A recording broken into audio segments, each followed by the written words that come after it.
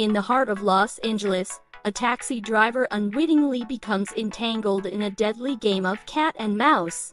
Welcome to the world of Collateral, a gripping thriller that takes us on a high-octane journey through the city's dark underbelly.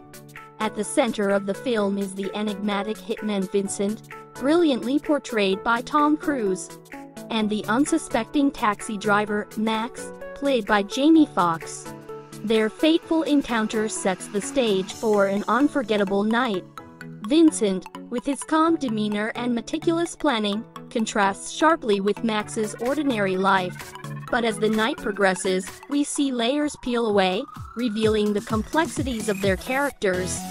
Michael Mann's direction creates a palpable tension, heightened by the pulsating soundtrack and the neon-lit streets of Los Angeles. Every shot is meticulously crafted, drawing us deeper into the characters' world. As Vincent and Max hurtle towards their inevitable confrontation, we are forced to confront our own moral dilemmas. Can we sympathize with a ruthless killer, or will we root for the everyman caught in the crossfire? In the end, Collateral is more than just a thriller, it's a meditation on fate, morality, and the consequences of our choices.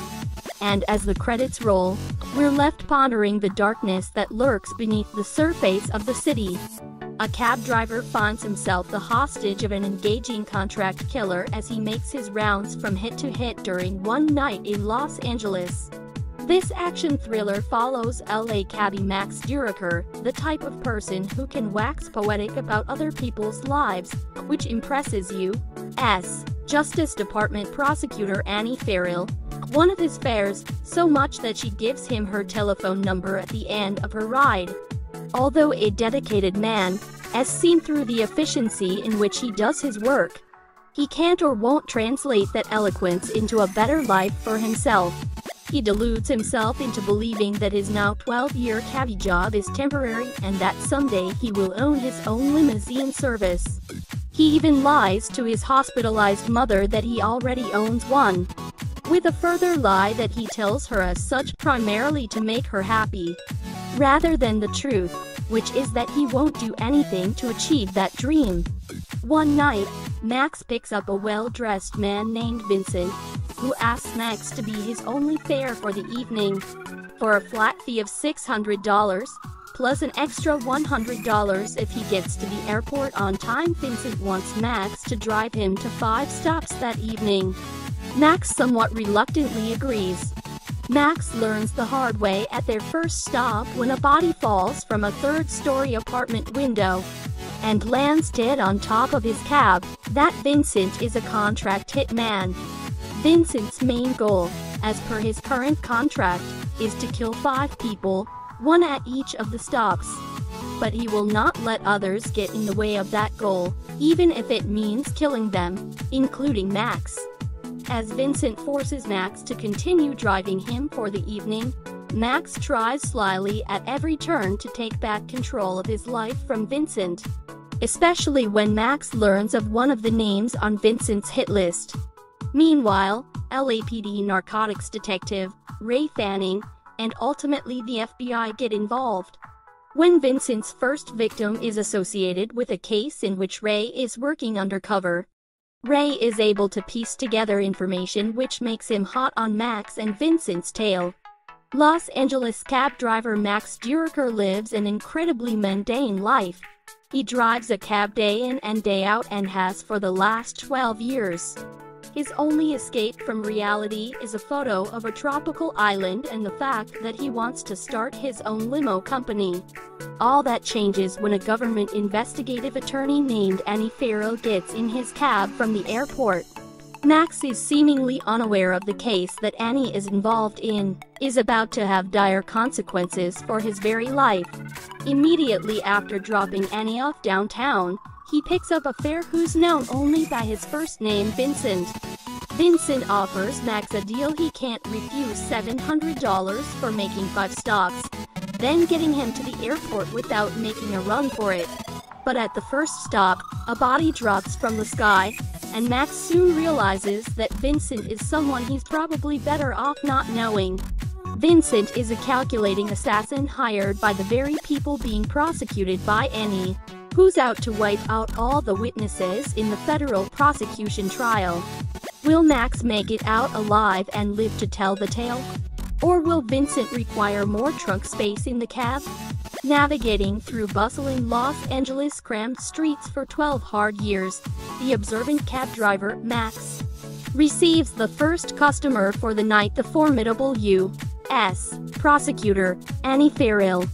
As one thing leads to another, and the total strangers start sharing things, Max picks up his second passenger after dropping Annie off at the city center, the steely man of determination, Vincent, who offers Max a hefty $600 payment to hire him for the rest of his shift.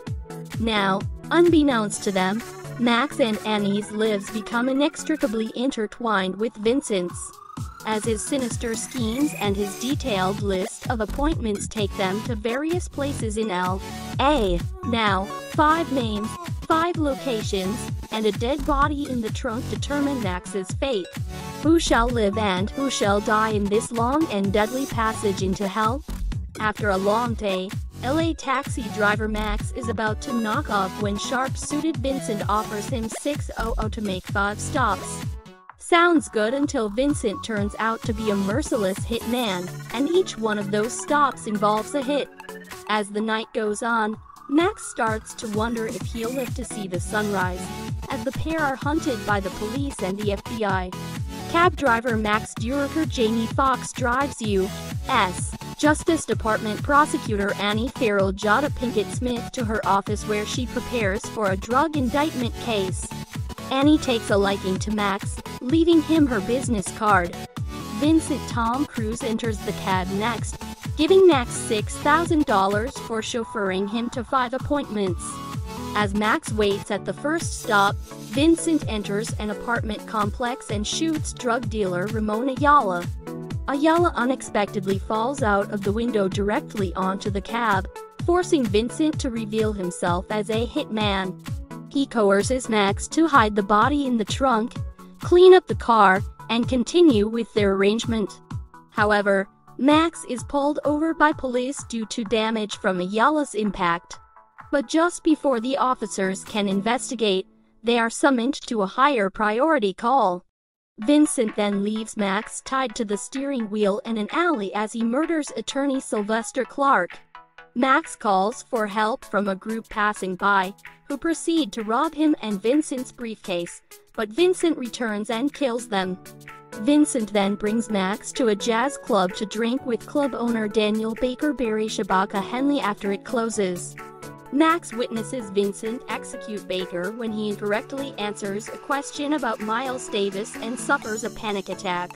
Vincent then insists Max visit his mother, Ida Irma P. Hall in the hospital to avoid breaking routine.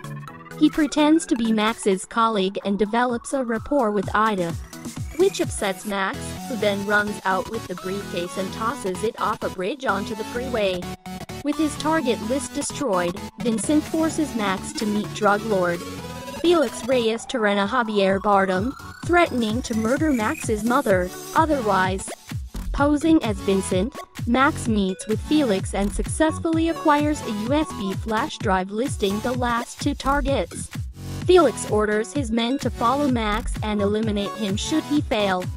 Plugging the flash drive into the cab's computer, Vincent and Max acquire the details of the next target, Korean gangster Peter Lim, who is at a nightclub. Meanwhile, LAPD detective Ray Fanning Mark Ruffalo uncovers the connection between the 3 victims and reports his finding to FBI Special Agent Frank Pedrosa Bruce McGill, who identifies the targets as witnesses for the pending indictment case against Felix. Pedrosa assembles a force to secure witness Lim and converges on the crowded nightclub, simultaneously with Vincent, who in turn is being followed by Felix's men. Vincent manages to execute all of Lim's guards, Felix's hitmen, and Lim himself, before slipping out of the club amid the chaos. Fanning rescues Max and smuggles him outside, but is killed by Vincent, who beckons Max back into the cab. Following their getaway, the two get into an argument over their lives, in which Max openly views Vincent as a psychopath, and Vincent accuses Max of being too passive with his life. Max finally snaps, speeds through the empty streets and deliberately crashes the cab. Vincent takes off on foot before a police officer arrives at the wreck and notices the corpse in the trunk. Max spots Annie's profile on the cab computer and realizes she is Vincent's final target. He overpowers the officer and takes Vincent's gun before running to Annie's building and her office. He tries to phone her as the signal cuts off, but manages to get into her office and save her by shooting Vincent, allowing them to escape. Max and Annie board a metro rail train with Vincent in pursuit. Boxed in and left with no other option, Max makes his last stand. Firing blindly as the train lights dim and flicker, Max mortally wounds Vincent in a shootout while emerging unscathed.